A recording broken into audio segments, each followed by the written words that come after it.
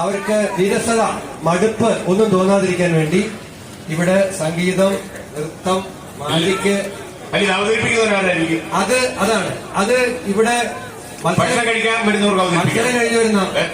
കഴിഞ്ഞ മത്സരാർത്ഥി, കൂടെ വരുന്ന പേരന്റ്, ഇവിടെ ഡ്യൂട്ടിക്ക് വരുന്ന പോലീസുകാര്, ആർക്ക് വേണമെങ്കിലും, അധ്യാപകര്, ഈ ക്രൈവൻ എൽ പി സ്കൂളിലെ ഹെഡ് മാസ്റ്റർ, ആർക്ക് വേണമെങ്കിലും കയറി ഇവിടെ പാടാം, നൃത്തം ചെയ്യാം. ഈ കലയിടത്തിലെത്തിയ ശ്രീനാരായണൻ നമ്മളോട് ഈ 4ാമത്തെ ദിവസം ഇവിടെ നമ്മുടെ ഇന്നത്തെ ചടങ്ങുകൾ ഉദ്ഘാടനം ചെയ്യുന്നതിന് വേണ്ടി ശ്രീനാരായണനെ ആദരപൂർവ്വം ക്ഷണിക്കുന്നു. പൊളിറ്റിക്സിലും പുറത്തും ഓക്കെ. വലിയ അഭ്യാസം കൊണ്ട് ഇപ്പൊ രാഷ്ട്രീയത്തിലൊക്കെ പിടിച്ചു നിൽക്കാൻ പറ്റും. എത്ര ആൾക്കാരാണ് മുന്നോട്ട് വരുന്നത്. ഏറ്റവും കൂടുതൽ കേരളത്തിൽ ഉണ്ടാകുന്ന 2 വിഭാഗമാണ്. ഒന്ന് രാഷ്ട്രീയക്കാരും, ഒന്ന് പാട്ടുകാരും.